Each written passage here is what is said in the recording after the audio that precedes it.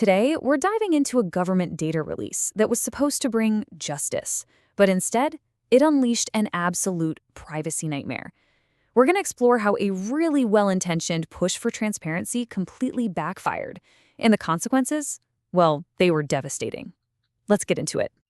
This is the question, right? It's the central, just agonizing question at the heart of the whole Epstein Files release. It's a story where the public's right to know smashed right into a person's right to be safe. And the fallout from that collision has been just catastrophic for so many people. So to really get what went wrong, we first have to understand the sheer scale of what they were trying to do here.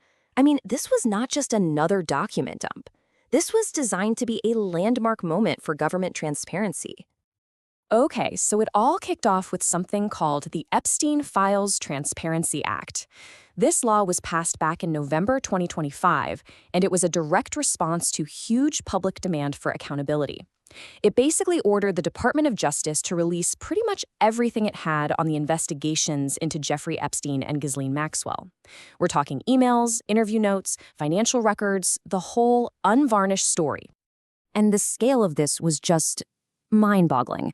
The final release was a literal mountain of data, almost 3.5 million pages, and that included thousands of videos and images. The goal, it was a noble one. Give the public unprecedented accountability. Finally pull back the curtain on one of the most disgusting criminal networks of our time. But this is where the story of good intentions just takes a really dark and dangerous turn. Because the one process that was supposed to protect the most vulnerable people, the redaction of sensitive information, it didn't just fail. It failed on a catastrophic scale. And this wasn't about one little error. It was a total systemic breakdown. And look, this is what the Department of Justice promised everyone. They laid out this rigorous process, talking about multiple layers of review, with over 500 lawyers and specialists whose only job was to meticulously black out any information that could identify victims. This was their public promise of safety and privacy. And then the brutal reality hit. This quote, it's from a letter written by lawyers who represent nearly 100 survivors. And it paints a completely different, absolutely horrifying picture. Not of a careful process, but of a disaster that just shattered people's lives. This slide just captures the disconnect perfectly. On one side, you've got the promise, careful redactions, victim protection, and on the other, the devastating reality. Nude photos with faces clear as day, personal bank account information just out there, full names and home addresses totally visible. The failure was both human and technical.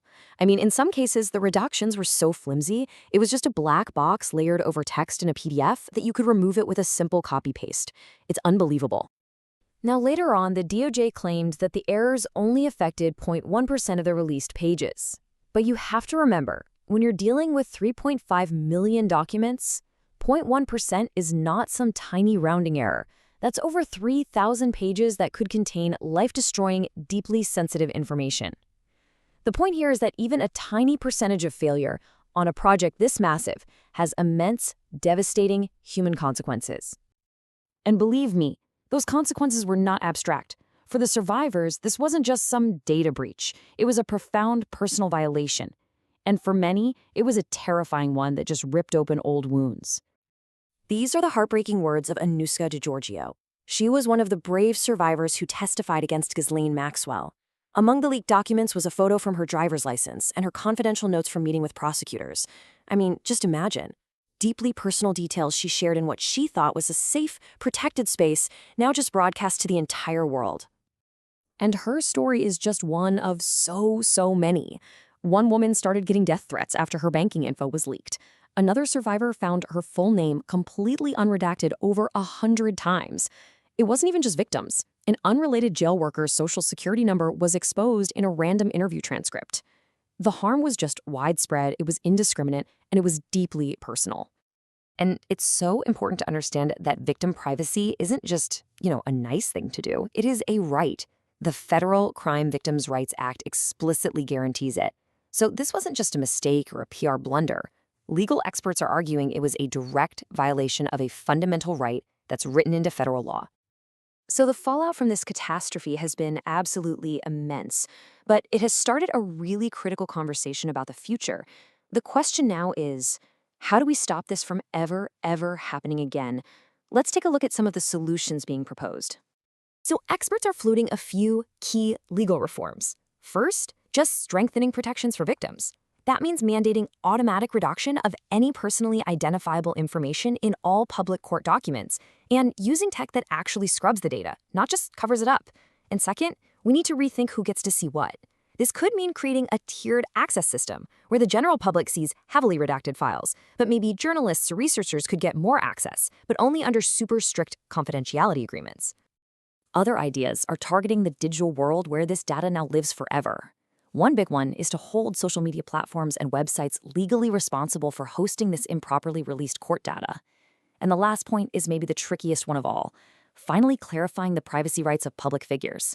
How you draw the line between information that serves real public accountability and stuff that's just salacious gossip.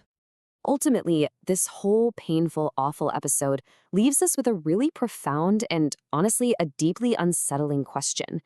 Look, the push for transparency is absolutely essential for a healthy democracy. But as this case so tragically shows, without ironclad protections, that same push can cause irreversible harm. It forces us all to ask, where is the line between transparency and trauma? And who gets to decide where to draw it?